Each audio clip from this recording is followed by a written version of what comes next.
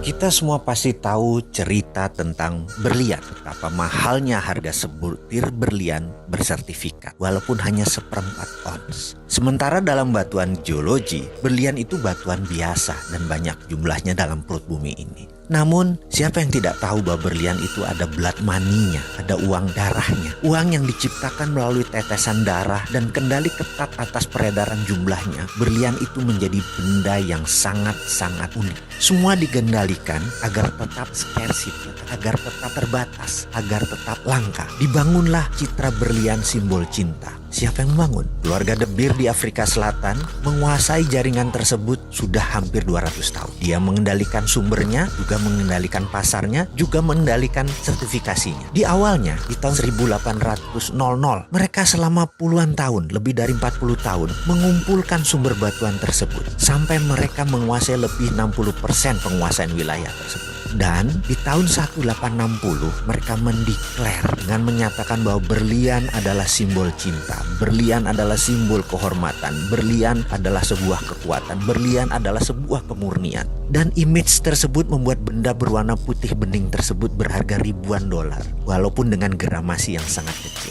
Kalau Anda tahu itu batuan apa, tetapi kita tidak bisa apa-apa. Kita semua sudah menjadi budak atas pencitraan berlian tersebut. Kita hanya menjadi korban pengambil price taker. Kita tidak bisa menentukan harga berlian. Kita pasrah dengan harga berlian tersebut. Apakah ini kesepakatan bersama? Oh tidak. Ini adalah keterpaksaan yang diciptakan. Dan apa yang keluarga De Beer itu ciptakan dalam bahasa sederhana, dalam bahasa ekonominya adalah economic alchemy atau rumus kimia sukses. Citra berlian sampai saat ini sudah 160 tahun. Sudah banyak tertanam di bawah sadar kita bahwa berlian adalah batuan paling mulia dan paling mahal. Kita ambil contoh, kita sekarang punya batu aki, batu kecubung atau batu lainnya. Kita tidak akan pernah bisa mengalahkan citra berlian tersebut karena citra tersebut dikawal dengan ketat oleh keluarga tersebut. Sekali lagi, itu adalah yang namanya alkemi. Kita pun selaku pribadi harus menemukan alkemi diri kita. Kita harus menciptakan alkemi kita sendiri. Bahkan negara harus menciptakan alkeminya sendiri. Kalau enggak, kita tidak menjadi negara apapun. Kita menjadi negara victim. Seperti Amerika,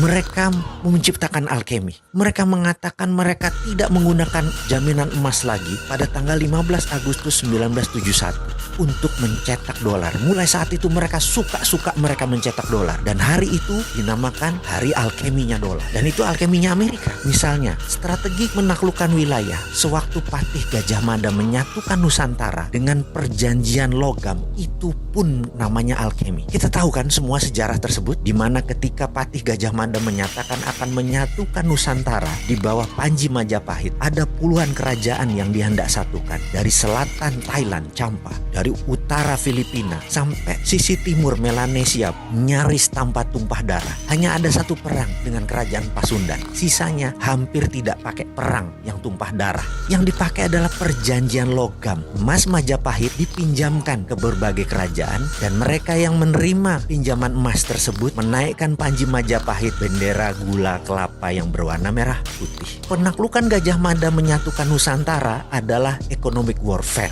menggunakan hegemoni ekonomi, bukan hegemoni militer. Cara itu pula yang ditiru Cina dengan strategi obor, one belt, one road, dipinjaminya economic warfare. Apa yang Gajah Mada lakukan itu adalah alkemi. Alkemi itu sekarang diambil oleh Tiongkok. Dan lucunya, Indonesia malah bagian dari alkemi tersebut. Itu ilmu milik Nusantara. Bagaimana sih ini?